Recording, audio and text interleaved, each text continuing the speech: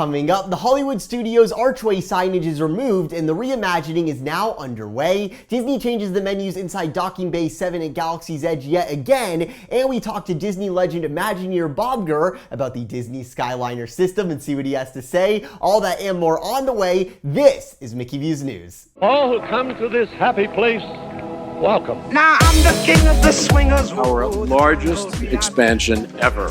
We're not just building one of these, we're building two. Hello everyone, my name is Brayden and welcome to Mickey Views News. First up today over at Hollywood Studios, walking down Hollywood Boulevard towards the middle of the park. If you look off to your right, something looks a little strange right now, as here you can see the iconic Studios arch that's towered over park guests from the original Disney MGM Studios days to the Hollywood Studios days. Currently is without signage, as the previous Disney's Hollywood Studios logo is being retired in favor of this new logo and look Disney announced earlier this year. It's been about 6 months since this art was released by Disney, and now we're finally seeing the transformation unfold. After dark, when the park is closed, is when Disney's been repainting the archway, little sections each day, as we move from the old turquoise and blues to more of a beige and blue look here. There's a lot of debate online as to which of these paint jobs is the better looking one. Taking a look at this footage I filmed in the parks of how the archway is looking so far, I kind of like the new style. I'm so glad Disney is keeping those murals that are actually on each side of the archway with all the amazing golden era Hollywood iconography carved into those tiles. That is some amazing art and some great tributes in there. The big point of contention I think here is the new logo itself. You see the new logo displayed prominently the second you enter the park, with it being displayed on the screen on the stage float that sits in the middle of the park where they do the Star Wars stage show every day. That, as you can see in the art, is the logo that we're going to be getting on the archway itself when this work is complete. We've already discussed this new logo in the past when Disney actually unveiled it. It's very modern looking, and as with any modern design you see these days, you have the group that says this looks fresh and very clean and very nice, and then you have others who see that modern design style as very boring or almost lazy in appearance, given how the styling is very flat and it's very easy to recreate. I mean, you could just buy this font and type out the logo. So is that like really a logo? You know, sort of questions like that. I'm not a huge fan of this new logo, mostly because I grew up with the previous one and I'm very nostalgic for it, but I don't dislike this new logo on its own. For me, it's more the characters you have in there with BB-8, Mickey, and Woody. One of these characters is not like the others. One of these is not timeless and will definitely make this logo seem dated quickly. Can anyone guess which one I'm referring to? It's BB-8. You know, his time as the lead consumer product is gone. He's done. He will never be the central character in any Star Wars story again. He's never going to be super prominent after this trilogy, which is about to be over. He was a cute, marketable prop to get merchandise sales flowing for Star Wars Episode 7, which was way back in 2015. Since then, we've seen more marketable characters for merchandise released with each film. We had the Porgs with Episode 8.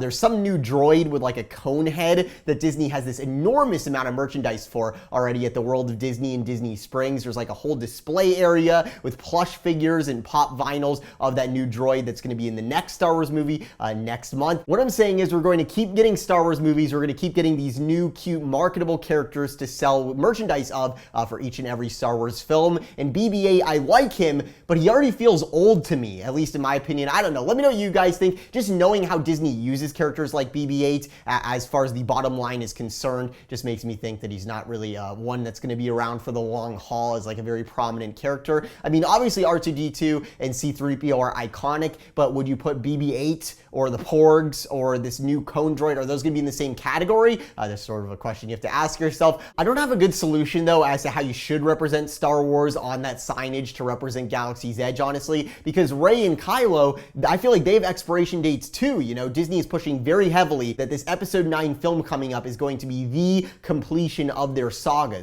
The next trilogy in the works, both of the writers just dropped out. There's a lot of crazy stuff going on behind the scenes there at Lucasfilm. And then Galaxy's Edge itself has had very polarized reactions. I tweeted this out today. We are 6 days away from the full fiscal year and Q4 earnings report for the Walt Disney Company. And knowing what I know of the goings on at Disney right now from our inside sources, this report is going to mean a lot of things as far as the future of the Disney parks is concerned. Just think of this, all the 50th anniversary rumors and stuff that we've talked about that you've been hearing about, none of it None of it has gotten budget, has gotten approved, has gotten greenlit, none of it. Not the rose gold castle info we broke right here, not the new nighttime parade that entertainment wants to make for the 50th anniversary of Walt Disney World, not the attraction upgrades and additions coming to the Haunted Mansion, Pirates, there's major updates that are supposed to come to Fill Our Magic, there's new stuff that's supposed to be coming to the Carousel Progress, all of that, it's all highly dependent on how this earnings report goes. Because Disney has a tendency, when a big investment doesn't get the returns they want, they don't double down, putting even more money in like a lot of Fortune 500 companies do these days. Disney, instead, they usually go for a more conserved route, right? When something they put a lot of heart and time and money into doesn't go well, they sort of pull back. And a time like this, where we are in the decision window here right now as we speak, as far as what is going to happen for the 50th anniversary, what they're going to sign off on, like stuff has to get signed off on very soon. This is the biggest park anniversary of all time. Pulling back now, if Galaxy's Edge's results aren't good, if the shareholders are a little nervous about the parks, that is not going to be good news for us. So here's to hoping we see some good numbers coming out of Galaxy's Edge on this full report. Whatever you may say about Galaxy's Edge, I see a lot of people with the $200 lightsabers, the $100 droids walking around Hollywood Studios. So these things are definitely being sold. Every time I'm there, even if you have some lackluster, crowds, like Disney might have expected more people to show up for Galaxy's Edge, maybe the room rates are not what they expected, but just how much each guest is spending, like with like $300 worth of gear walking in and out of Galaxy's Edge, I am a little optimistic that we are going to see some good returns from Galaxy's Edge just based off of that alone, because it is so unprecedented to be selling so many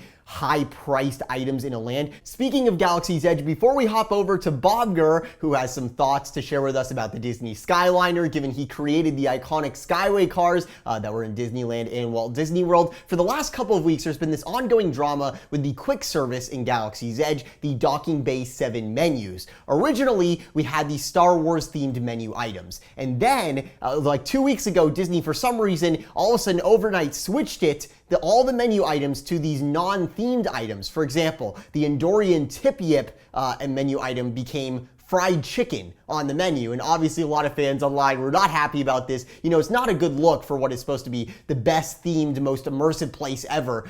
How Disney's advertising Galaxy's Edge, right? It's supposed to be so immersive, you're on another planet, literally. So having, fried chicken being the name of the menu items definitely threw a lot of people for a loop, and, the thematic integrity and all that sort of stuff, and the argument of, do you want something that's practical that people understand? How far do you go towards the theming before it's too confusing? There's a lot of things to think about there. Yesterday when I was there, they still had all the non-themed normal food names on the menu. But today, new menus were put up overnight, as you can see in this photo from Blog Mickey here, where now the menu items have hybrid names. So instead of the entree being the Endorian Tip Yip, or then it just being fried chicken, now it's Endorian Fried Chicken Tip Yip. So sort of like a hybrid of the two. So you have the thematic element in there and the actual practical description of what it is you're ordering, which I think is a good move Disney made here. Clearly guests were getting confused with what they were getting, and it was taking a while to order because people were like, what's the Tip Yip? What's in that? People were asking about every menu item. That was likely what was going on. So Disney was like, hey, maybe we should just make it very simple on the menu so people know what they're getting and they can order faster, which definitely makes sense. But here with this hybrid strategy, you can keep the themed Batuan dishes names while also letting guests know what it is that they are ordering. Good call there. Now hopping on board the Disney Skyliner from Disney's Hollywood Studios, we're going to be cruising right over to a Q&A with Disney Legend Imagineer Bob Gurr, who worked with Walt Disney designing the monorail and so many classic Disney vehicles, for his thoughts on the Disney Skyliner system. In the mid-60s, I believe you were tasked with updating the Skyway in Disneyland, the vehicles,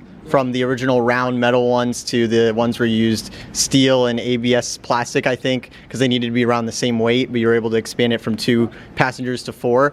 So with that in mind and your experience with that, what do you think of the new gondola system that Disney has implemented, the new Skyliner here in Walt Disney World?